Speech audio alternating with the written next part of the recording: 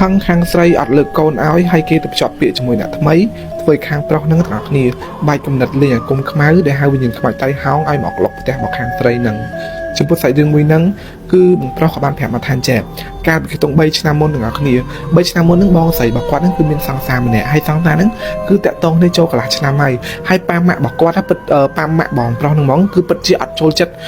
សង្សាររបស់កូនស្រីគាត់ហ្នឹងទេដោយសារគាត់ខាគាត់មានអារម្មណ៍ថ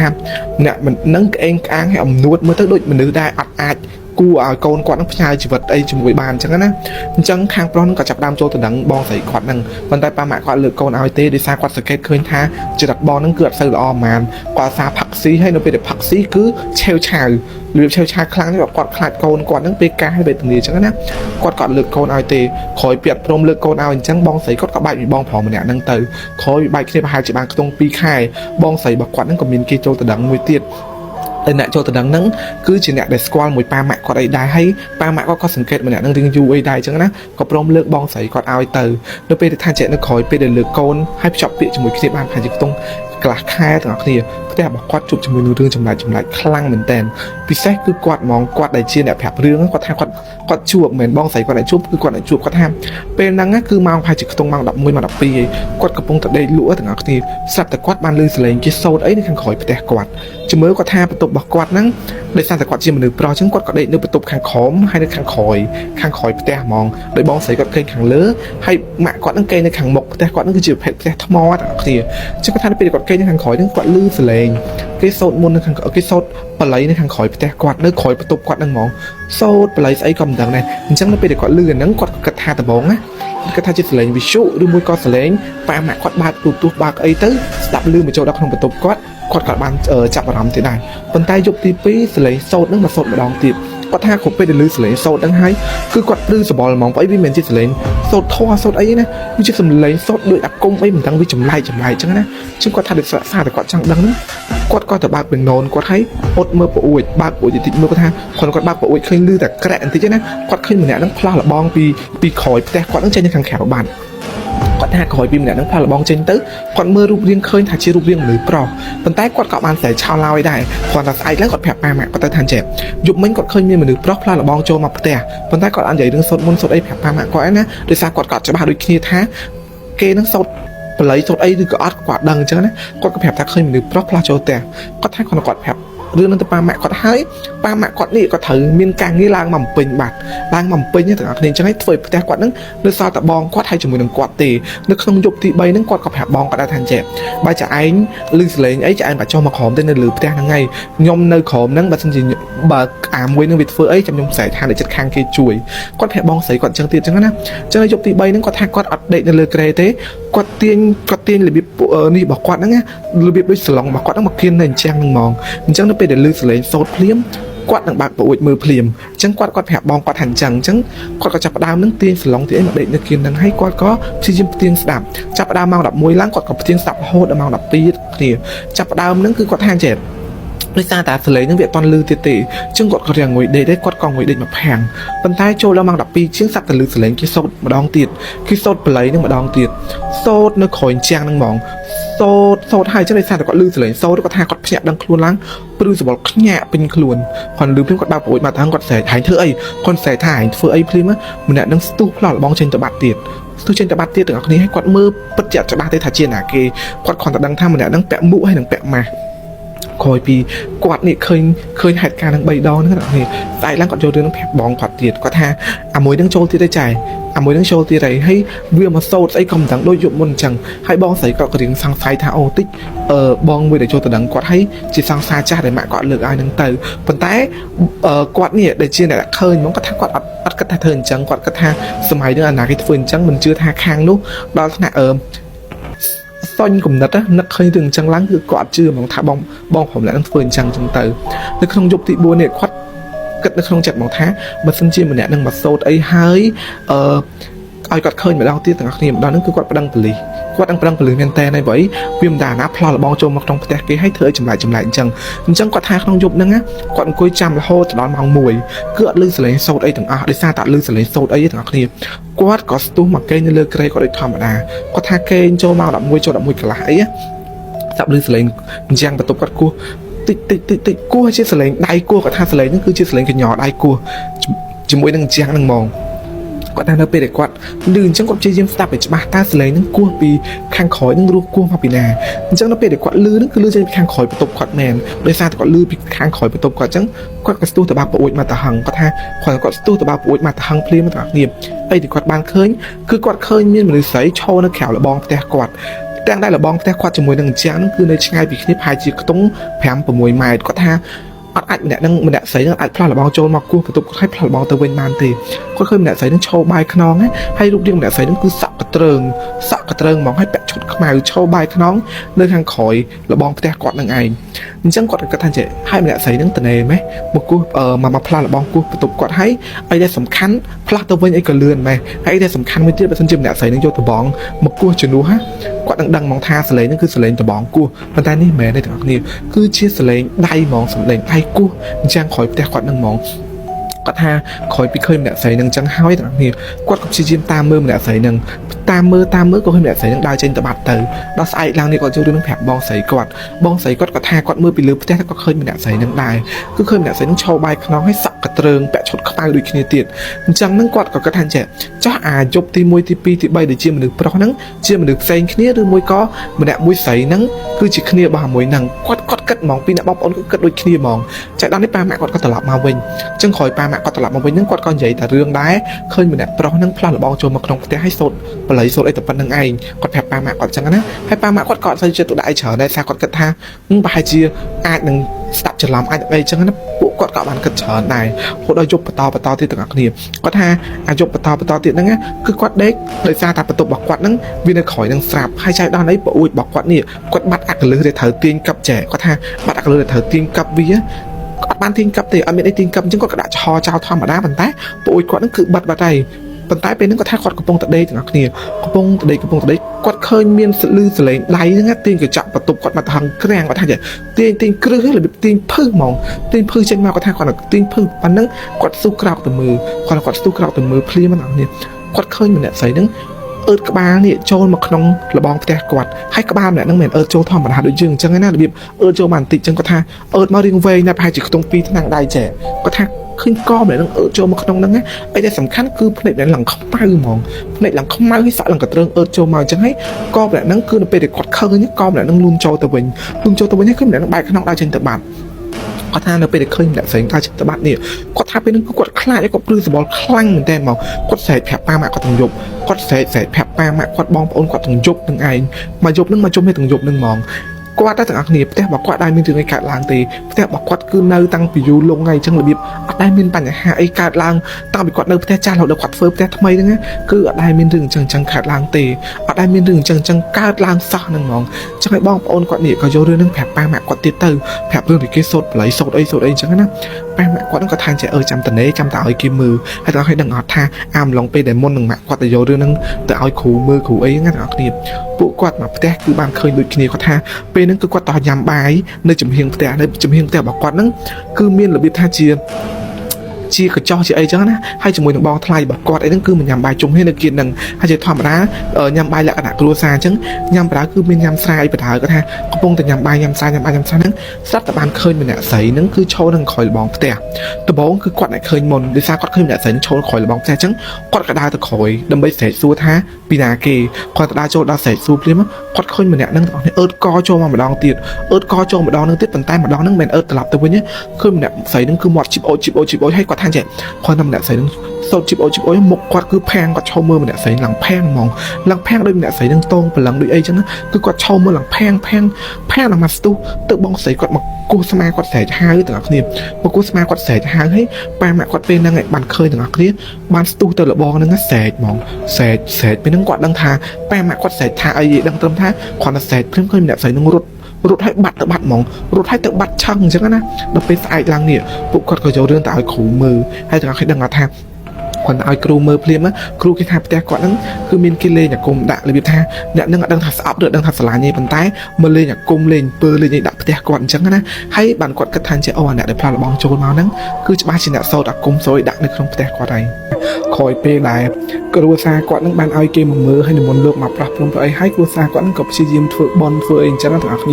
ាហើយគាត់គិតថាគ្រប់យ៉ាងក៏វាចប់អីដែរអញ្ចឹងទៅប៉ុន្តែបងស្រីគាត់អត់អាចទេបងស្រីរបស់គាត់នឹងបានទេទូរស័ព្ទទៅរកសង្សារចាស់ម្នាក់ហ្នឹងហើយសួរថាតើអ្នកឯងមានបានធ្វើអីលើផ្ទះខ្ញុំអត់សួរថាយើងបានធ្វើអីមកលើផ្ទះខ្ញុំអីអត់ប៉ុន្តែខាងហ្នឹងទាំងអស់គ្នាគឺវានិយាយថាគេអត់មានបានធ្វើអីហងគេនិយាយរបៀបសើចសប្បាយបែបដូចអត់មានរឿងអីកើតឡើងហើយអីដែលសំខាន់ទាំងអស់គ្នាបងស្រីគាត់ប្រាប់ហ្មងថាម្នាក់ហ្នឹងបោះស្ដីមកមួយម៉ាត់ចុងក្រោយថាអ្នកឯងរស់នៅបានសុខអីរបៀបអញ្ចឹងនិយាយថាអ្នកឯងរស់នៅបានសុខអីអញ្ចឹងគាត់ក្រោយពីលឺម្នាក់ហ្នឹងនិយាយប្រាប់ចឹងគាត់ក៏ប្រាប់ម៉ាក់គាត់ប្រាប់ប៉ាគាត់អីអញ្ចឹងណាអញ្ចឹងពួកគាត់ក៏គិតថាបើសិនជាម្នាក់នឹងធ្វើអីផ្ដេសផ្ដាសនឹងអាចដឹងប៉ូលីសបានតែបើសិនម្នាក់នឹងធ្វើអីតាក់ទងមកគុំតាក់ទងមួយរឿងអំពើរឿងអីអស់ហ្នឹងយើងអត់មានអីទៅចាស់គេដាក់គុកឬក៏ប្តឹងប៉ូលីសទេទាំងឲ្យដឹងស្រាប់ថារឿងអាគមរឿងអីហ្នឹងគឺវាអត់មាននៅក្នុងច្បាប់របស់ប្រទេសយើងទេហើយណាមួយទោះជាយើងមានផុសតាំងតាមម្នាក់នឹងធ្វើអំពើធ្វើអីក៏យើងអត់អាចទៅធ្វើអីគេបានដែររបៀបអញ្ចឹងទាំងគ្នាគាត់ថាក្រោយមកទៀតម្លងបានផាច់ជាខ្ទង់4-5ថ្ងៃក្រោយមកទៀតគ្រួសារគាត់ហ្នឹងក៏រស់នៅបែបធម្មតាបែបអត់មានអីចឹងទៅប៉ុន្តែបងដែលជាអ្នកប្រាប់រឿងទាំងគ្នាដូចខ្ញុំប្រាប់នៅវីដេអូមុនអញ្ចឹងគឺគាត់កេងនៅបន្ទប់នៅខាងក្រោយហើយសលេងដែលឮគេសោតធေါ်គឺសោតបល័យសោតអីហ្នឹងគឺឮចេញពីខាងក្រោយបន្ទប់គាត់នៅយប់ក្រោយៗទៅនៅពេលគាត់ដេកនេះគាត់ឮសលេងអីទេប៉ុន្តែអារម្មណ៍របស់គាត់ប្រាប់ថានៅខាងក្រោយបន្ទប់គាត់នឹងហ្មងវាមានអីអត់ស្រួលព្រោះអីគាត់នៅតែមានអារម្មណ៍ថាមានភ្នែកមកគូតាមស្លឹងគាត់ពីខាងក្រៅប្រអួចផ្ទះគាត់មកគាត់មានអារម្មណ៍ចឹងហ្មងហើយគាត់ចេះតែមានអារម្មណ៍ថាបើសិនជាគាត់ទៅបើកប្រអួចនឹងគាត់នឹងឃើញម្នាក់មួយស្រីនឹងអើតក្បាលចូលមកហើយក៏ម្នាក់នឹងវែងអញ្ចឹងណាអញ្ចឹងគាត់ថារាល់យប់នៅពេលមុននឹងគាត់ចូលដេកអញ្ចឹងទោះជាគាត់ខ្លាចប៉ុន្តែគាត់ព្យាយាមបើកប្រអួចមើលតិចតិចអញ្ចឹងទៅមើលខាងក្រោយហ្នឹងប៉ុន្តែមើលទៅវាមានឃើញអីទេអត់មានអីទាំងអស់ប៉ុន្តែអារម្មណ៍គឺឲ្យគាត់មានអារម្មណ៍ថ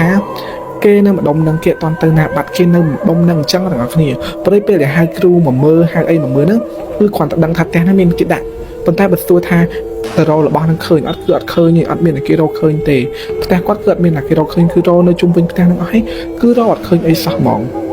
ចាំគាត់ថាមកទៀតអាក្រោយមកទៀតហ្នឹងគឺមិនមែនគាត់អ្នកឃើញទាំងនេះគឺបងស្រីរបស់គាត់អាការៈរបស់បងស្រីគាត់ក្រោយពីហ្នឹងមកទ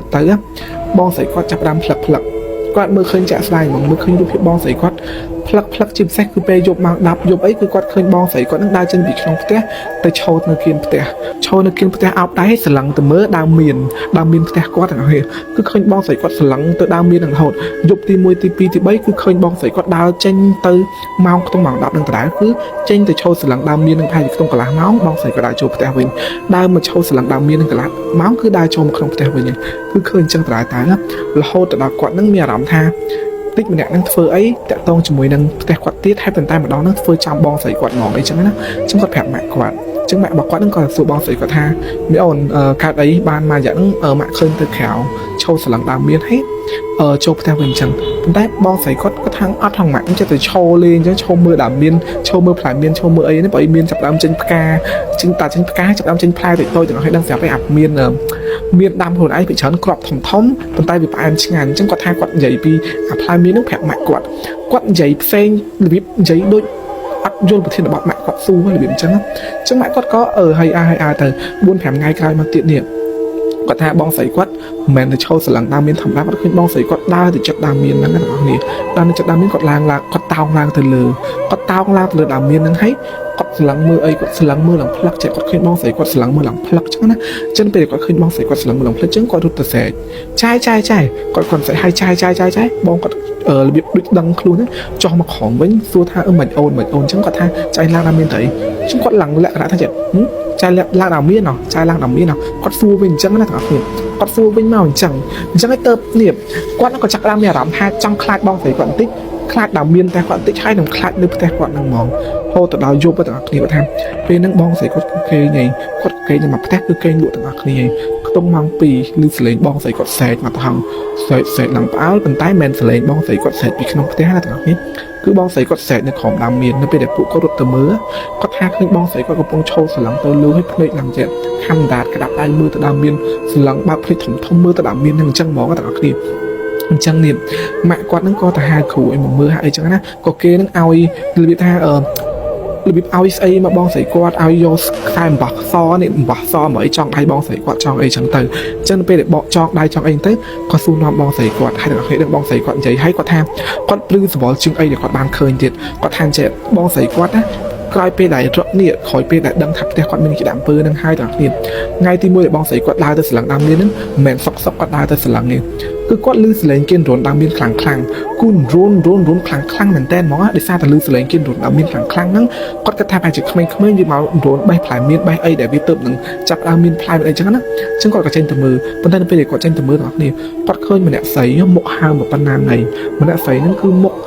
ទម្រង់មុខអីគឺស្តៀងម្នាក់មួយស្រីដែលគាត់ឃើញនៅក្នុងវីដេអូចាស់ខ្ញុំនិយាយដល់គ្នាប៉ុន្តែម្ដងហ្នឹងមុខម្នាក់ស្រីហ្នឹងហើមប៉ុណ្ណាណៃភ្នែកម្នាក់ស្រីហ្នឹងក្រហមសក់ម្នាក់ហ្នឹងគឺរបៀបថារបៀបថាសពងឡើងប៉ិនចអេហើយដែលសំខាន់គឺភ្នែកហ្នឹងក្រហមខ្លាំងណាមិនរនដើមមាននៅលើចុងមានហ្នឹងហ្មងគឺរនភ្នែកស្លក់បងស្រីគាត់ស្លក់ឲ្យមើលលក្ខណៈមើលអត់ដកភ្នែកគាត់ថាស្លឹងមើលគាត់ឡើងយូរហើយគាត់ងាកទៅណាគាត់កើតដែរហើយតាមគាត់ហ្នឹងគឺរវើរវាយហ្មងពេលឃើញម្នាក់ស្រីហ្នឹងស្លឹងគឺគាត់រវើរវាយគាត់ចង់ចង់ដើរទៅណាចង់និយាយថាចង់ស្រែកអីគេក៏គេស្រែកអត់ចេញនេះគឺគាត់បានទៅធំឈោស្លឹងអញ្ចឹងហើយនៅពេលដែលគាត់ឈោស្លឹងអ្នកនេះគាត់មានអារម្មណ៍ខ្លួនឯងថាភ្នែកគាត់លៀនបើកលៀនស្លឹងភ្នែកម្នាក់ហ្នឹង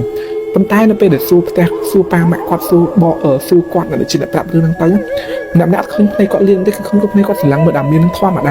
តែគ្នាសម័យមើលឲ្យគាត់ថាយប់ទី2ទី3ទី4គឺឃើញអញ្ចឹងទៀតគឺឃើញម្នាក់ស្លឹងមកប្រាប់ស្លឹងមកគាត់ឲ្យសាក់សពងប៉ុន្តែអាយុដែលគាត់ស្រែកខ្លាំងនេះម្នាក់ផ្អើលចេញទៅមើលគាត់នៅក្រោមដើមមានហ្នឹងណាម្នាក់ហ្នឹងលឺស្លេងម្នាក់ហ្នឹងស្រែកហៅគាត់ចេញទៅក្រៅគាត់ពេលហ្នឹងគាត់ថាគាត់អារម្មណ៍គាត់គឺទៅតាមស្រែកស្លេងស្រែកហៅរបស់គេគាត់ដើរចេញទៅក្រោមដើមមានហ្នឹងគ្នាគាត់ថាម្នាក់ស្រីហ្នឹងគឺតម្លាក់សក់វាចុះមកហើយអីដែលសំខាន់ណាមុខវាហើមទៅស្លឹងមើលមកគាត់អោនក្បាលចុះមកលក្ខណៈកវាលូតចុះមកមើលចំមុខគាត់ហ្មងណាគាត់ថាម្នាក់ស្រីនឹងលូតមកប៉ុន្តែពេលហ្នឹងមិនដឹងថាគាត់កើតទេគាត់ដឹងខ្លួនមកបន្តិចគាត់ស្រែកមកទៅហឹងហ្នឹងទៅសាប់គាត់ខ្លាចពេកគាត់ស្រែកមកទៅហឹងហ្នឹងអត់គ្នាអញ្ចឹងបានគាត់ដឹងខ្លួននេះថាម្នាក់ស្រីហ្នឹងគឺដូចគេបញ្ជាមកហើយអីដែលសំខាន់ហ្នឹងគឺម្នាក់ស្រីហ្នឹងធ្វើឲ្យគាត់ហ្នឹងនិយាយថាពេលដែលឃើញហើយបើសិនជាចង់យករឿងទៅនិយាយប្រាប់ផ្សេងទៅដូចផាំងដូចផ្លឹកដូចអត់ចាំអីគ្រប់យ៉ាងអញ្ចឹងណាបងប្អូននៅដល់គាត់ពាក់ខ្សែនេះខ្សែអំបោះសដែរវាថាគ្រូអាចារ្យគាត់ឲ្យពាក់ឲ្យអីចឹងណាទើបគាត់នឹងចាប់ដើមដឹងរឿងទាំងអស់ចាំរឿងទាំងអស់ឡើងវិញបងស្រីគាត់ទាំងអស់នេះគឺខ្លាចឡើងបាក់ខ្លាំងដល់ថាគូទៅដឹងគាត់ណាចង់យកគាត់ទៅនៅពេញចង់យកគាត់មកឡើងមកនៅពេញជាមួយសិនរហូតដល់ថ្ងៃរៀបការអីចឹងណាប៉ុន្តែគាត់អត់មកទេគាត់និយាយថាចង់ដោះស្រាយរឿងនៅផ្ទះទៅខ្លាចថាម្នាក់នឹងវាធ្វើអីលើសនឹងទៀតអីចឹងទៅបងស្រីគាត់ម្ដងហ្នឹងគឺអត់ទេទៅខ្លួនឯងគឺម៉ាក់គាត់ទេទៅសួរថាអូនឯងមានធ្វើអីថាអ៊ំអត់និយាយតាមត្រង់មកអូនឯងវាគាត់ព្យាយាមនិយាយលួងលោមចឹងម្នាក់ហ្នឹងតែនិយាយបែបសាច់អត់ខ្ញុំបានធ្វើអីអញ្ចឹងណាហើយអញ្ចឹងគាត់ក៏និយាយទៅវិញថាចេះអូនឯងបើនិយាយថាបានធ្វើចាំខ្ញុំយកគ្រូដាក់ទៅវិញតើឯងដាក់យកគ្រូដាក់ទៅវិញធម្មតាអ្នកដែលធ្វើទៅគេបើសិនជាគេដាក់ត្រឡប់ទៅវិញម្នាក់ហ្នឹងនឹងអាចមានគ្រោះដល់ស្លាប់បើមិនអញ្ចឹងទៅឈួតហើយធ្លាប់ឮគេនិយាយពីរឿងហ្នឹងអត់ធ្លាប់ឮពីផេតនិយាយថាទៅពេលដែលដាក់លើគេប៉ុន្តែបន្លងទៅខ្លួនឯងវិញបើមិនស្លាប់ក៏ឈួតដែរគឺរបៀបម៉ាក់គាត់និយាយអញ្ចឹងណាទៅម៉ាក់បោះម្នាក់មួយប្រុសហ្នឹងក៏គាត់និយាយទៅថាកូនគាត់មកយ៉ាងហ្នឹងស្គាល់គ្រូរបៀបថាគ្រូនៅខេត្តឆ្ងាយអញ្ចឹងណាសូមឲ្យគេជួយតែមិនដឹងថាគេជួយខ្លះអញ្ចឹងណាអញ្ចឹងគាត់ក៏ព្រមប្រាប់បងប្រាប់ម្នាក់ហ្នឹងក៏ព្រមប្រាប់ទាំងអស់គ្នាថាគាត់យកអីដែលគាត់យកដាក់នៅក្រោយផ្ទះគាត់មែនប៉ុន្តែទាំងអស់គ្នាគាត់ឆ្លាតត្រង់អីគាត់មិនជីកដីទៅដាក់នៅក្រោមដីធ្វើឲ្យយើងសង្ស័យអីណាគឺគាត់យកទៅញាត់នៅក្នុងប្រឡោះអត់ធម្មតាទាំងអស់គ្នាផ្ទះថ្មនៅមានអាប្រឡោះដែលគេបានចាក់សាបិទគឺគាត់យកចូលទៅក្នុងហ្នឹងទាញចូលមកទាំងអស់គ្នាមានតាំងពីសរសៃសក់ខ្មៅប៉ុន្តែសក់ហ្នឹងមិនមែនសក់បងស្រីគាត់ទេសរសៃសក់រុំជាមួយនឹងអំបោះក្រហមកណាត់សអីកណាត់ក្រហមដូចគ្នាហើយមានសរសៃស្អីក៏មិនដឹងថាជាពាក្យបល័យពាក្យអីអញ្ចឹងទៅអញ្ចឹងហើយគឺសក់សរសៃសក់ហ្នឹងគឺបើតាមអីដែលគ្រូគាត់មើលហ្មងគ្រូខាងម៉ាក់គាត់ឲ្យជួយមើលអីគេថាអាចនឹងសរសៃសក់របស់ម្នាក់មួយខ្មោចស្រីហ្នឹងអញ្ចឹងណាដែលគេយកមកចងភ្ជាប់ឲ្យនៅនឹងនៅអីចឹងទៅអញ្ចឹងគាត់ថាក្រោយពេលដែលគ្រូសាគាត់នេះបានរកឃើញរបស់អីអស់ហ្នឹងហើយភាសាគាត់ហ្នឹងក៏យកទៅដុតចោលដុតអីអញ្ចឹងណាអញ្ចឹងក៏លែងមានរឿងបញ្ហាអីកើតឡើងទៅទាំងគ្នាគឺថាធូរស្រាលលែងមានរឿងអីកើតឡើងមកលើផ្ទះគាត់ទៀតហើយបងស្រីគាត់មកដល់ឥឡូវនេះក៏បានរៀបការបានហើយអស់ហើយមានកូននេះទៀតអញ្ចឹងណាទាំងអស់គ្នាហ្នឹងហើយដល់នេះសម្រាប់រឿងឯគាត់និយាយហ្នឹងគឺមានតែប៉ុណ្្នឹងទេហើយសម្រាប់អ្នកទាំងអស់គ្នាបើមានរឿងចង់ចែករំលែកកុំភ្លេចឆាតក្នុងខាង IG របស់ខ្ញុំផងហើយកុំភ្លេចតាមដានទស្សនារឿងមីចាន់ស្នេហ៍នៅស្ថានីយទូរទស្សន៍ប្របាយ័នពីម៉ោង 8 ដល់ម៉ោង 9 យប់ពីថ្ងៃច័ន្ទដល់ថ្ងៃពហុបាយបាយ ពេលដែលពួកម៉ាក់ស្លាប់ម្នាក់តែងតែរំលឹកពីពួកម៉ាក់ថានឹកពួកម៉ាក់ចង់ជួបពួកម៉ាក់អាណិតពួកម៉ាក់ខ្លាំងមែនទែនដល់ពេលដែលពួកម៉ាក់មករបែរជានាំគ្នាខ្លាចហើយទៅវត្តឲ្យលោកស្រោចទឹកឲ្យទៅវិញចំពោះសាច់រឿងមួយហ្នឹងណាបងក៏បានប្រាប់មកថាចេះកាលពីមួយឆ្នាំមុនទាំងអស់គ្នាពួកម៉ាក់សម្លាញ់របស់ពួកគាត់ម្នាក់ហ្នឹងណាគឺបានស្លាប់ដោយសារតែជំងឺហើយក្រោយពេលដែលពួកម៉ាក់គាត់ស្លាប់ទៅគាត់ជាមួយនឹងពួកម៉ាក់គាត់3នាក់ទៀតណាមិនថានិយាយអីក៏ដោយគឺតែងតែរំលឹកឈ្មោះអ្នកដែលស្លាប់ទៅនឹងរហូតរបៀបថាគាត់រំលឹកដោយសារគាត់នឹកគាត់អាណិតហើយណាមួយពួកម៉ាក់គាត់គឺមានតែគ្នា4នាក់ហ្នឹងទេដល់ពេលដែលស្លាប់ម្នាក់បាត់គឺនៅសល់តែ3នាក់នឹងឯងម៉ងហើយគ្រប់ពេលដែលគាត់រំលឹកពីបងមួយដែលស្លាប់ទៅហ្នឹងម្នាក់គឺតែងតែពួលដើមកហើយទឹកភ្នែកទឹកសបោទៅគឺនឹកអាឡោះអាឡៃខ្លាំងមែនតើហ្មងអញ្ចឹងដើម្បីកុំឲ្យអ្នកទាំងអស់គ្នាយល់ច្រឡំខ្ញុំសូមដាក់ឈ្មោះឲ្យពួកគាត់គឺ A B C D អញ្ចឹងទៅព្រោះអីអត់ចង់រំលឹកឈ្មោះប៉ិតទេអាចនឹងធ្វើគ្រួសាររបស់សាកសពដែលគាត់ស្លាប់ទៅហ្នឹងគាត់មានអារម្មណ៍មិនល្អគាត់មានអារម្មណ៍ថាយំអាណិតកូនអីចឹងណាចឹងខ្ញុំសូមដាក់ឈ្មោះនឹងឲ្យគាត់ហ្មងទៅសម្រាប់មិត្តភក្តិគាត់ទី1គឺជាបង A ដែលបានជួបរឿងនឹងផ្ទាល់ទាំងអស់គ្នាគាត់ជួបដំបូងគេបង្អស់មកចំណោមមិត្តភក្តិគាត់ទាំង3នាក់គឺបងនឹងជួបមុនគេទាំងអស់ដោយសារតែផ្ទះបងហ្នឹងជាមួយនឹងផ្ទះអ្នកដែលស្លាប់មិត្តភក្តិដែលស្លាប់ហ្នឹងខ្ញុំសូមដាក់ឈ្មោះគាត់ថាធីរីគឺនៅផ្ទះបងធីរីហ្នឹងគឺនៅតែជិតគ្នាអញ្ចឹងហើយទៅធ្វើឲ្យពួកម៉ាក់គាត់4នាក់ហ្នឹងគឺបង A និងធីរីហ្នឹងគឺស្និទ្ធស្នាលគ្នាខ្លាំងជាងគេអញ្ចឹងពីរនាក់គាត់គឺនៅដូចថាមានតំណែងល្អខ្លាំងជាងគេជាងឯងមកចំណោមមិត្តភក្តិ4នាក់ហ្នឹងហើយបង A គឺគាត់អត់ដែរខ្លាចស្មាត់ធីរីហ្នឹងទេគាត់ថាដោយសារអីធីរីជាមិត្តសម្លាញ់របស់គាត់អញ្ចឹងគាត់អត់មានអីត្រូវខ្លាចអត់មានអីត្រូវនេះរបៀបថាភ័យព្រួយគាត់ថាបើខ្មោចមិត្តភក្តិគាត់ឡងក៏មិនឡងដល់ថ្នាក់សម្រាប់គាត់អីដែរគឺគ្រាន់តែប្រឡាត់ហើយឬក៏ឲ្យឃើញតែមួយផ្លែតអីតែប៉ុណ្្នឹងឯងហើយគាត់ថាអីដែលបងអេគាត់បានជួបដំបូងហ្នឹងគឺពេលដែលគាត់ហ្នឹងគេនៅខាងក្រៅផ្ទះជាមួយនឹងម៉ាក់យាយរបស់គាត់ជាធម្មតាគាត់ចូលចិត្តគេនៅក្នុងផ្ទះឬក្នុងបន្ទប់ទេដោយសារគាត់ចូលចិត្តភាពហប់គាត់គេខាងក្រៅមួយយាយគាត់ចឹងទៅគឺវាមានខ្យល់ពីផ្ទះ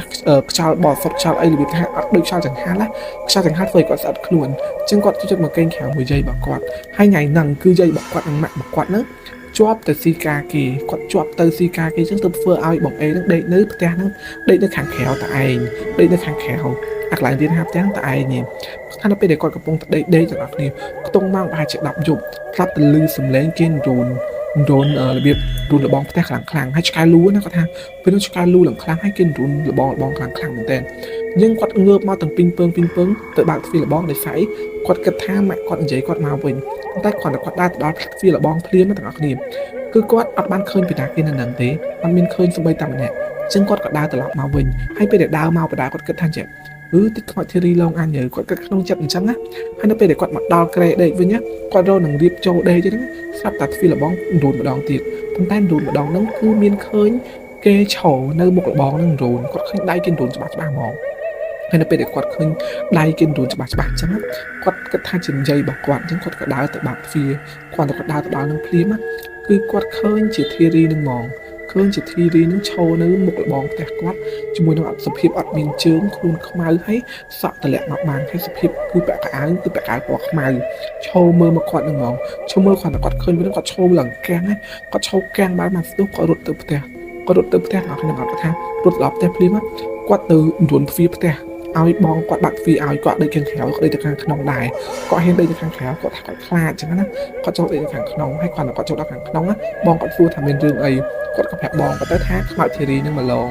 គាត់ទៅប្រាប់បងគាត់ប៉ុណ្ណឹងបងគាត់ថាយីអានេះចេះខ្លាចអីឃើញនិយាយរំលឹកឈ្មោះគេរហូតសោះធ្វើឲ្យមកខ្លាចអីណាអញ្ចឹងណាហើយអញ្ចឹងគាត់ក៏មានបានតបមកឲ្យច្រើនគាត់ដេកញ័រខ្លួនគាត់ដេកញ័រខ្លាចហ្មងហើយគាត់ថារឿងដែលបងអេជួបគឺប៉ុណ្្នឹងហើយបន្តមកទៀតគឺបង B មិត្តភក្តិម្នាក់ទៀតគឺបានជួបហើយបង B ហ្នឹងគាត់ពេលដែលបងអេប្រាប់រឿងខ្មោចធីរីនឹងឡងគាត់អញ្ចឹងបង B អត់ជឿគាត់ជឿខ្លះអត់ខ្លះហើយណាមួយគាត់គិតថាអញ្ចឹងផ្ទះរបស់គាត់នៅឆ្ងាយពីផ្ទះធីរីខ្លាំងណាស់អត់អាចធីរីនឹងមកឡងគាត់បានទេអញ្ចឹងនៅពេលដែលគាត់ខ្ទង់គាត់ថាខ្ទង់ម៉ោងប៉ុណ្ណឹងដូចជាម៉ោង7យប់គាត់កំពុងរៀបចំញ៉ាំបាយមួយម៉ាក់គាត់ស្ដាប់តែគាត់ធំក្លិនទឹកអប់ធំក្លិនលក្ខណៈក្លិនហ្នឹងគឺក្លិនប្រចាំខ្លួនរបស់ធីរីដែលស្លាប់ទៅនឹងហ្មងគឺជាក្លិនទឹកអប់នឹងហ្មងអញ្ចឹងគាត់ឡើងធំពេញផ្ទះហ្មងគាត់ចេះតែមើលឆ្វេងស្ដាំគាត់សួរបងគាត់សួរម៉ាក់គាត់ដើររកពេញផ្ទះរកប្រភពក្លិនហ្នឹងប៉ុន្តែរកអត់ឃើញទេរកអត់ឃើញសោះហ្មងគឺធំក្លិនជាក្លិនធីរីនឹងឯងហើយគាត់ក៏បញ្ជាក់ថាក្លិនហ្នឹងមិនមែនប្រភេទក្លិនខ្លួនឬក្លិនស្អុយណាគឺប្រភេទក្លិនទឹកអប់អញ្ចឹងគាត់តែគាត់ធំក្លិនប៉ុណ្្នឹងហើយគាត់អត់រកអត់ឃើញថាមានតែគេប្រើនៅក្នុងផ្ទះគាត់ទេគាត់ក៏គាត់ថាបន្តិចធីរី mà lên quạt ấy chẳng nó mà lên đôi ở bọc e phẹp quạt ấy chẳng từ bên tay quạt nơi tạo tới khát khang này có tham bên quạt tới khát khang này là hô là quạt chuột mà đong tia từ các điểm quạt chuột mà đong tia nó cứต้องmang phẩm bảy dụng quạt coi mơ từ tua mới mẹ quạt à cặp bông mơ nó đây quạt nghe từ bảo uội là phải quạt nghe từ bảo uội nó cứ quạt khơi cái đa cắt bảo uội mà phèn đa cắt bảo uội từ bạn nó phải đa cắt bảo uội từ bắt quạt nghe mà mơ mẹ quạt nghe mơ bong quạt cứ nơi theo thằng nghe từ phần tay để quạt ban khơi cứ mình được xảy đa cắt bảo uội chẳng quạt có cái thang trả ứng và hai chỉ quạt clear mà đây tức hơi đựng mình để đào quạt còn mơ từ tôi mẹ quạt bình nó phải để quạt cặp bông mơ quạt nghe từ mà cho phát chết khơi cái ớt mơ được bảo uội nhưng mà ớt co trôi màn trẻ ớt co trôi tao nó hay lập cái bà cho mình hay còn ta quạt khơi và nó quạt nhà thằng bạn phủ vào khăn mỏng quạt lên phăng say thay chi mà nữ thì chị ấy quạt lên phăng say mỏng quạt lang tơ lơ phải quạt thay chị mẹ ơi nhưng tôi định một lang tơ lơ định một này còn quạt lang tơ đá lơ phlia mà tao cái niềm bây để quạt sờ lắng tơ một cái cứ bảo uội bật tục bảo quạt nơi tròn tim muối á quạt tham nó bây để quạt lang đá lơ không bật tục nó nếu quạt khơi đay mà cù đay không mang một cù nó còn phong tập tao mùi bảo uội mỏng chẳng ấy để quạt cất bên quạt cất hạ bao mình trao thế còn miên mình đứng na mình lùi mưa quạt về quạt đầu cả rồi mưa còn về quạt mình cả đài đời xa thì quạt khai quạt sẹt hành thơ sẽ dày còn quạt sẹt bên nó cô rụt từ bộ uống chứ còn rụt từ bộ tay nó lô thay lưu lấy lại tao có đúc quạt ớt mưa ta càng khóm cứ khơi thì rì năng ớt mưa chứ người mưa bị khóm lang từ lơ chứ hay chụp hiệp không mau hết phân này bảo bộ mẹ quạt cứ phân này so mỏng cứ mưa lơ chẳng mưa quạt mưa lơ chứ không còn là quạt khơi mưa bên nó quạt quạt đốt trong thực hòm quạt đốt trong thực hòm tập hẹn mặt quạt hay quạt dôm quạt tham bên năng làm quạt khai tí làm mới tiết gần là bộ mẹ việc tham bài cho bộ mẹ nặng lập anh slap hai trong mình lên ở đuôi hình trắng nó quạt cận chẳng quạt từ lại là khai tắc khang ấy chẳng này hay ở bong xì bong trong khỏi kia lại bạp riêng nè cứ quạt cứ chừng nè trong khỏi kia mong đặt thử không thì đi nhưng mình lóng cứ quạt khơi trong khỏi kể hay đang mới theo bảo quạt nơi ngay trên kia tiện trắng không ai thấy đi nó mình lóng đọc té nó tao này quạt bị chạy ha mình lóng đọc té quạt mà chuột nó cứ pe mũi nó cứ quạt đào lên mũi bỏng đào lên hai nhằm ấy hai chứng tông mang vào mũi bớt quạt chi lan chun bỏng tao lọt đọc té mình hai tao hãy đăng sẽ bài tập té bỏng đăng té thì đi cứ nộp té chật kia chẳng nộp pe để bỏng xi chun mà bỏng đọc té hay bỏng nó có trong phải lừa té từ chẳng còn cả chi lan và to từ một còn quạt chi lan và to từ một sắpแต่quạt khơiเขามาทีนี้นึกโชว์ในหมกลานก่อนอัดเมนเชิงนะก็ถามเมนเชิงไงครูหลังเขามาให้โชว์มือมาลานก่อนให้เป็นนึกกว่าจับแรงตัวเนี่ยบกมังแล้วเป็นแบบบกมังนะพลังคืออัดดังปัตตนาที่กว่าท่าเขามานึกคือบัดช่างมองให้กว่าแต่ก่อนเคยมันนั่งคือกว่ากุยยุงคนกุยกระดับจะโกนจะลานยุงเลยhai chỉต้องดับหนึ่งตีกว่าท่าไปนั้นก็ยุงhaiจะดับหนึ่งตีจับตะเคยบอกบอกกูทวีกับเจาะลานก่อนให้ซัวเมนดึงไอ้จังนะให้ก่อนกับแผลไปทำมันนั่งกอดเคยทีรีกว่านั่งใหญ่ปันนั่งนะบอกต้องโชว์ในหมกแต่นั่งพร้อมกอดใหญ่ท่าthì đi chặt bộ mà anh tê cùng thợ bạc cùng ấy bộ anh ở đây phơi trái tên là như chụp bộ mà anh trắng bộ quan vậy khi trắng tử hay bóng xì còn ban chuột mà đón tiết cứ quạt chuột bay lại chung khi mong cứ pe đẩy quạt tại đá lên những khi quạt tại đá lên cái tha pe đá lên những cỡ bên bàn ha ấy quạt chuột lại bàn tay pe là quạt tạt lạp mình quạt chi lan tam phơi thò mà đá quạt chi mùi bộ mẹ quạt sụt nào nó quạt chi đá quạt bạc chầm riêng cái đá quạt bạc đạp bạc đá chiêngรวมประดาจังนะปันท้ายมาเพลียมนั่นก็คือกวาดทมคลันตักอับบอทีรีนั่งมองนึกน้องเป็นหลางให้ความทมคลันเป็นน้องปลุกความใจซอกในมองท่าอุ้ยมาดอลนั่งตีดระเบียบความใจจังระเบียบความใจเป็นนั่งให้กวาดมือมุกนี่มันติดมือมุกนี่จะใช้บอกซีนึกอบชีเยียมบากลานเติมหมกกับชียมบากลานเติมหมกให้ดับเพลงจำเรียงไอ้ลื้อชีเยียมรวมเฉียงประหลับความแต่กวาดรวมเฉียงประหลับตรงนี้ก็ท่ากวาดมือตามกระจับตามมือตามกระจับตื้อคือกวาดเคยขมับทีรีกุยขนมลานนั่งจับบองซีได้จับบองบีได้กระปุงตารวมกระปุงกวีกบ้าจมวยนั่งบองซีบองบีเดี๋ยวเนื้อข่อยนั่งได้ก็ทำก็เป็นขวดความเคยเนี่ยมันแผลก็มาของสเปียบธรรมดาแต่ก็คลาดอย่างนอกนู่นก็จับฟรังมาแต่ห้องก็ทำจับฟรังเป็นนั่งแบบซึ่งจิมินลานกองเนื้อมาข่อยคือบอกกดนั่งมาล้านนั่นคือขอบต่างอ่างหมอกเป็นใต้สำนักเป็นนั่งเกาะมินอันมินลานมาขออีกอันมินลานเนี่ยจังขวัญก็จับฟรังเพลียมันก็แผลทางผู้หวานที่รีในคลองลานนั่งได้แต่ควันใหญ่เป็นนั่งมาแบบจอกปีคลองลานมาขอมจอกมาต่างหมดสเลจเอาให้ใหญ่นี่นะใหญ่บ้านน้องท่าที่รีไอ้กบเฟอร์บ้าไอ้ฝรั่งผู้อันไอ้กบมาลงก็มาปลาใช้กบเฟอร์ผู้อันมินขวดเนี่ยกดดังกดกระทันใจพายเจียบองที่รีเดือดสลับเต้นนั้นก็จังโยผู้กวาดต่างใบเนี่ยเตยจมูกไว้ตื่นมาลงในตามเพลตามไอ้มินขวดเนี่ยจังนะเป็นตายเป็นเลยผู้กวาดใหญ่ให้สมบุงซวยให้ผู้กวาดก็จีลานต่อตัวหมกแต่ก็เป็นปัญหาได้ให้กวาดบองทีนึงก็อัดบานมาลงก็อันลือลานนึงทีใด នៅពេលដែលពួកគាត់មកដល់ផ្ទះភ្លាមទាំងអស់គ្នាពួកគាត់ម្នាក់គឺយល់សប្តិដូចគ្នាហ្មងយល់សប្តិឃើញបងធារីនឹងមកថាឲ្យថាមិនតែថានឹកអញចង់ជួបអញលើអញមកឲ្យតែមិនដំគ្នាខ្លាចអញអញ្ចឹងគឺឃើញបងធារីនឹងឈោនិយាយហើយនិយាយមកគឺសភាពដូចមនុស្សអញ្ចឹងនៅក្នុងយល់សប្តិនឹងគាត់ថាធ្លាប់ឮគេនិយាយអត់អំឡុងពេលដែលសាងសង់ផ្ទះខ្មែរហាមដាច់ខាតហាមឲ្យយើងដែលជាម្ចាស់ផ្ទះហ្នឹងមានការឆ្លោះប្រកែកមួយជាងព្រោះថាបើសិនជាឆ្លោះប្រកែកមួយជាងអាចនឹងធ្វើបាបដោយការដំលេខគោលនៅកណ្ដាលផ្ទះនៅតសនឹងឯងចំពោះសាច់រឿងខ្ញុំជឿថាទាំងអស់គ្នាមិនមែនទៅលឺទេទាំងអស់គ្នាប្រហែលជាល្បីមកយូរដោយសាររឿងហ្នឹងគឺជាជំនឿរបស់ខ្មែរយើងដែលគេជឿខ្លាំងមែនតើហើយនៅពេលដែលសាងសង់ផ្ទះម្នាក់គឺច្បាស់ជាអត់ហ៊ានឆ្លោះមួយជាងឯត្រូវអត់គ្រួសារគាត់ក៏អញ្ចឹងដែរអំឡុងពេលដែលម៉ាក់គាត់សាងសង់ផ្ទះខ្មែរទាំងអស់គ្នាគឺម៉ាក់គាត់ប៉ាគាត់ម្នាក់អត់ហ៊ានឆ្លោះប្រកែកអីមួយជាងទេមិនថាជាងត្រូវការស្រាមិនថាជាងត្រូវការហូបអីគឺគាត់ធ្វើបំពេញចិត្តជាងទាំងអស់រហូតដើម្បីឲ្យជាងសាងសង់ផ្ទះបានលឿនហើយកុំឲ្យសាងបញ្ហាហើយគាត់ក៏បានប្រាប់ថាចេះដោយសារតែផ្ទះសាងសង់ហ្នឹងគឺវានៅឆ្ងាយពីផ្ទះដែលគាត់នៅរាល់ថ្ងៃអញ្ចឹងពួកគាត់បាននៅមើលដឹកដល់ទេតតែពេលម៉ោងបាយឬមួយក៏ពេលល្ងាចបានម៉ាក់គាត់និងប៉ាគាត់ដូរគ្នាយករបស់ញ៉ាំទៅឲ្យជាងទៅហើយប៉ុន្តែពេលហ្នឹងគាត់ថាម៉ោងខ្ទង់ប្រហែលជាម៉ោង5ប៉ារបស់គាត់បានយកកាហ្វេទៅដោះគោទៅឲ្យជាងដល់ផ្ទះកន្លែងធ្វើហ្នឹងណាគាត់ទៅដល់ភ្លាមប៉ារបស់គាត់បានឃើញជាងប្រុសនាំមនុស្សស្រីឡើងទៅលើផ្ទះឡើងទៅគាត់ឡើងទៅតាមឃើញពីហ្នឹងកំពុងតែធ្វើអីគ្នាទាំងអស់គ្នាគិតមើលគេមានដំណំឯថាផ្ទះទៅនឹងធ្វើថ្មីហាមដាច់ខាតអត់ឲ្យមនុស្សស្រីឡើងទៅលើផ្ទះទេហាមដាច់ខាតហ្មងហើយប៉ាគាត់ឃើញអញ្ចឹងគឺគាត់ឆ្លោះជាមួយនឹងជាងហ្នឹងហ្មងឆ្លោះព្រៃគាត់ថាសុកធ្វើភ្លើអញ្ចឹងទាំងតែគាត់ម្ចាស់ផ្ទះគាត់អត់ឲ្យម៉ាក់គាត់អត់ឲ្យប្រពន្ធគាត់ឡើងទៅលើផ្ទះហ្នឹងសោះ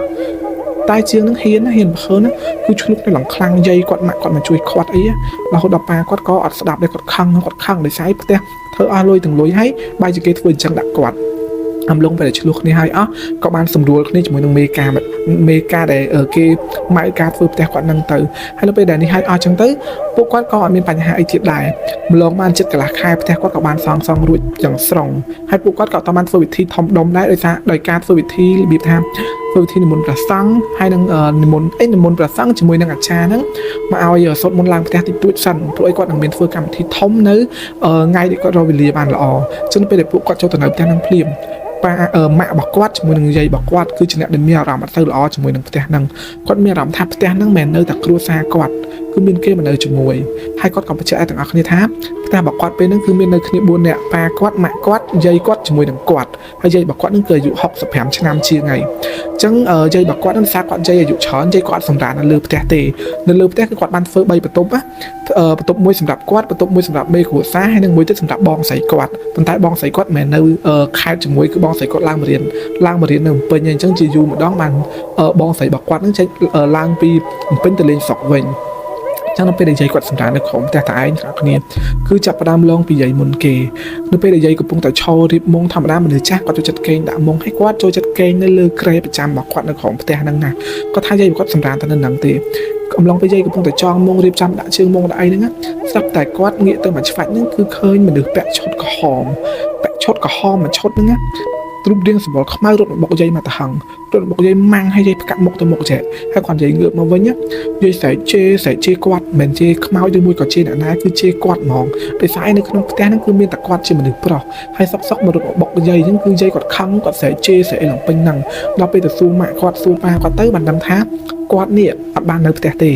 គាត់អត់បាននៅផ្ទះទេគាត់ទៅលេងបាល់បាត់ហើយអញ្ចឹងយាយក៏គាត់ធ្វើហើយទៅដល់ពេលយាយជួបលើកទី2ម្ដងទៀតហ្នឹងអំឡុងពេលដែលគាត់សម្រាននៅលើគ្រែគាត់កំពុងតែសម្រានធម្មតាមនុស្សចាស់គាត់តែងតែត្រូវទៅជូននោមប៉ុន្តែនៅពេលដែលគាត់ជូននោមហ្នឹងគាត់មិនដើរទៅបន្ទប់ទឹកអីទេគឺគាត់មានកថាមួយរបស់គាត់ស្រាប់តែយាយគាត់ចុះពីលើគ្រែទៅទាញកថាគាត់ទាញមកហើយនិយាយទាញកថានៅក្រុមខេត្តទាញមកហើយអញ្ចឹងគាត់ក៏អោនមើលគាត់ឃើញអាហ្នឹងគឺខ្លួនខ្មៅក្របពាក់ឈុតក្រហម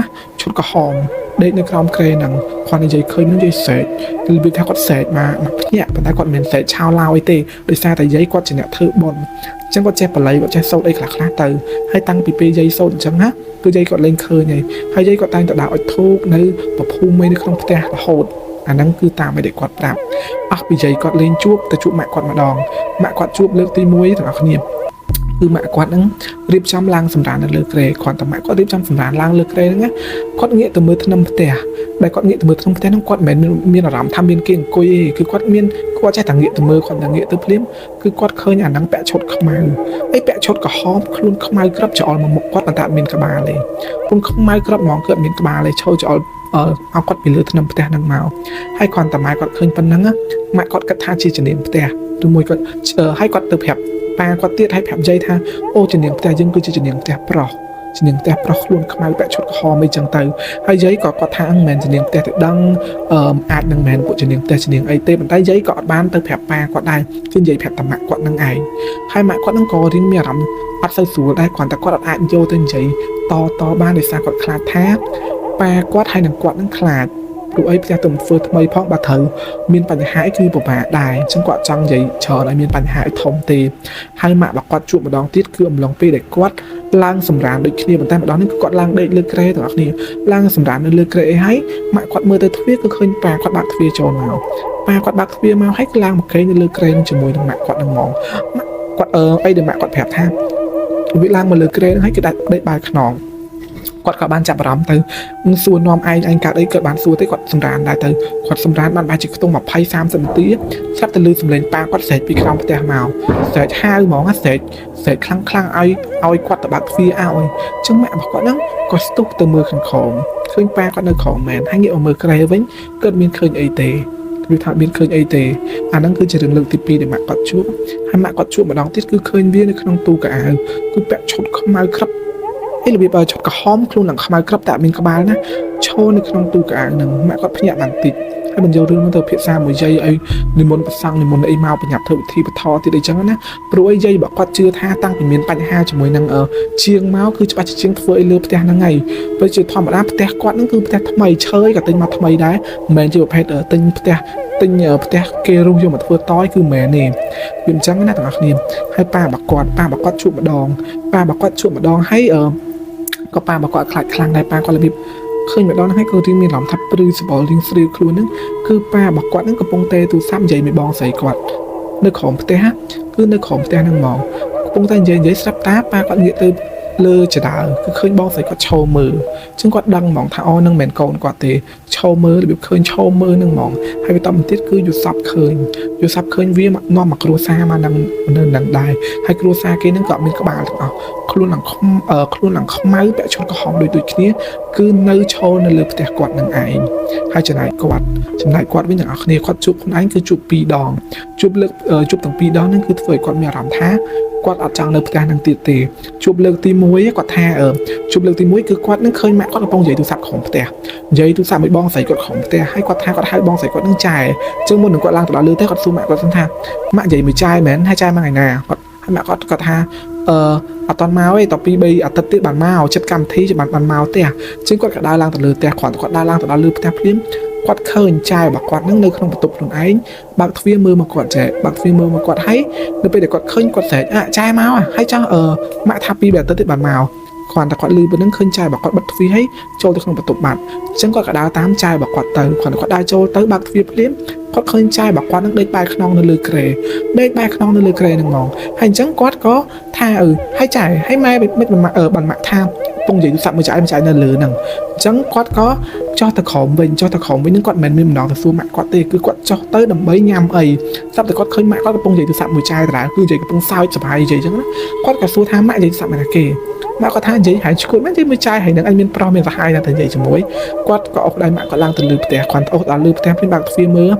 លើក្រែនគឺធម្មតាអត់មានសភាពជ្រួញឬមួយក៏មានអីទាំងអស់